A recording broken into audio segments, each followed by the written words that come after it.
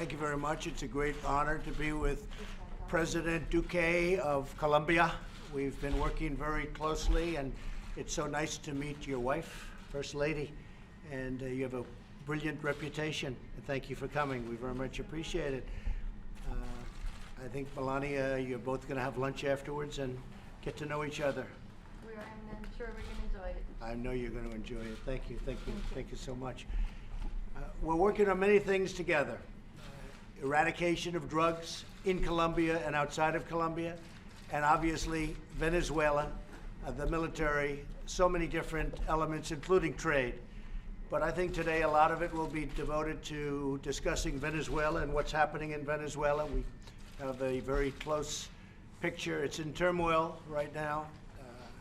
People are being treated very badly, and it's a very sad thing to witness, especially since we're so close. We fight all over the world, and then you look at what happens right at our front door. So I don't like seeing it. I'm not happy about it. Let's see how it all ends up. But the president's been very helpful. A lot of people from Venezuela have gone to Colombia, and you're treating them well. We're sending a lot of supplies because in many cases these people are starving or close to starving. And the people within Venezuela themselves are, in many cases, I mean, they're in bad shape. They're very hungry. I've seen what's going on, and they're very hungry. So I just want to thank the president for working with us, and we're working together. Our militaries are very focused and working together. And let's see how it all turns out. We're going to make things turn out well. That's what we do. We make things work. So thank you very much for being with us. Thank you so much, Mr. President. And I would it. also like to, first of all, express our gratitude for being here. The U.S. and Colombia have been long-term friends, and we have received a lot of support from your administration in the task that we have before us, to fight drugs, to fight terrorism, to promote economic growth, and obviously to strengthen trade. But it's something very important to highlight today, and is that we share values on democracy, and we want to work together to put an end to the brutal dictatorship that has been affecting the Venezuelan people. I am very happy that the diplomatic blockade is working like no time before, and I think the days for this dictatorship are about to end, and we have to continue working in those lines. So thank you, Mr. President, for hosting us. Thank you, Madam First Lady, for inviting us to your house, and I'm very pleased that we will continue strengthening the relationship between Colombia and the U.S. Thank you very much, Mr. President. I appreciate it. Thank you. One thing I might add, we have tremendous support, Colombia, but we have tremendous support all over South America, all over the world, really. We have a tremendous number of countries, not only that have joined, but want to do whatever they can do to help with the situation in Venezuela. So we'll be seeing a lot over the next few weeks. Let's see what happens. Okay? Thank you. Thank you. Thank you. Thank you. How much longer is the United States will be able to tolerate the presence of people like Maduro in the Palacio de las Flores? Because Yeah, right, sure. there is a new president that you recognize as official president, but he's living in Miraflores. How much longer? Well, I have great respect for the man that many people think is the real president of Venezuela. He's very brave. It's a very brave situation, what he's doing, as you know. I've seen what's happened in the streets, and I've seen what's happened with executions, so I really give him a lot of credit.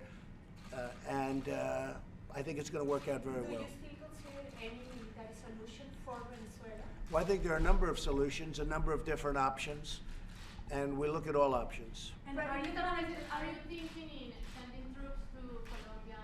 I never talk about that. It's just, But let me add something on the first question that was raised by Vanessa. President Guaidó, who is the person about to lead this transition in Venezuela, has a strong support. And we need to give him even stronger support. I think what happened with the EU has been very important. We will host the Lima group next week in Bogota, and we will, all the countries in the hemisphere, give him stronger support he needs to lead the transition in Venezuela. President Trump, if President Maduro stays in power, do you have a plan B? I always have plan B and C and D and E and F.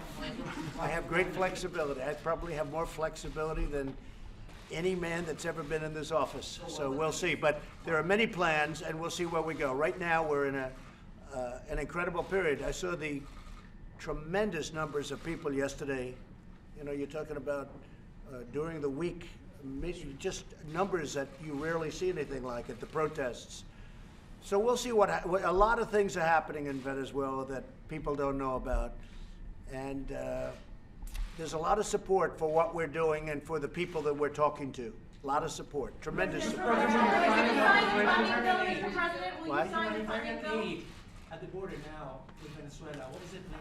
How is it going to get into the country? Well, they have to be able to let the food in, and in many cases it's getting in. They blocked one of the bridges, but they haven't been able to block the others. They'd like to try. I think he's making a terrible mistake by not allowing that to happen. It's showing bad things, and really, we're trying to get food to people that are starving. You have people starving in Venezuela, and it just shows what can happen with the wrong government. You have the wrong government, bad things happen, but you have many, many people that are in really trouble for just hunger. And so we are delivering, and we're sending tremendous amounts of food and other things, supplies. Mr. President, if I may add to that, I think we have to give a very strong message to the dictatorship. Obstructing the access of humanitarian aid is a crime against humanity. And we have to ensure that the humanitarian aid gets to the Venezuelan people, and Colombia is highly committed to receive humanitarian aid from the U.S. and other countries so that it can access Venezuela and help the Venezuelan people face. Mr. President, will you sign the funding bill, Mr. The President? congressional legislation, will you sign it on the border? Well, we haven't gotten it yet. We'll be getting it. We'll be looking for landmines, because you could have that, you know. It's been known to happen before to people. But we have not gotten it yet. It'll be sent to us at some point, and we'll take a very serious look at it. We have a lot of things happening right now. We're building a lot of wall right now with money that we already have. And when people see what we're doing, I think they'll be very surprised. We're doing a lot of work, and we have planned to do a lot of work, but I have not seen it yet. I appreciate all the work the Republicans have done, because they're really going against a radical left. It's a radical left, and they're going against it very hard, and they're fighting. But we're in very good shape, and we're going to take a look at it when it comes. I don't want to see a shutdown. Shutdown would be a terrible thing. I think a point was made with the last shutdown. People realized how bad the border is, how unsafe the border is, and I think a lot of good points were made, but I don't want to see another one. There's no reason for it. And we're going to look at the legislation when it comes, and I'll make a determination then. Are you willing to take less money, Mr. President, are you willing to take less money this time than what was on the table just a few months ago? Actually, it will be, regardless of what I do, you know, we already have, as you know, a lot of money where we're building existing wall with existing funds, but I have a lot of options. Just like we do with Venezuela, we have on the border. And we have a lot of options, and a lot of things are happening, very positive things. You know, the numbers are almost $23 billion, which you don't report too often. It's about an 8% increase over last year. So if you look at the total funding, it's almost up to $23 billion. It's about 8% higher. The border area is happening. It's going to happen at a really rapid pace. We're giving out contracts right now, and we're going to have a great wall. It's going to be a great, powerful wall. People will not be able to get through that wall very easily. And I think you see that. I think you see it happening. It's very important. It'll also have technology. It'll have drones. It'll have everything else we have. If you look at the other elements, ICE funding will be complete. We have other things happening which people aren't talking about, but we've got a lot of funds for a lot of other things.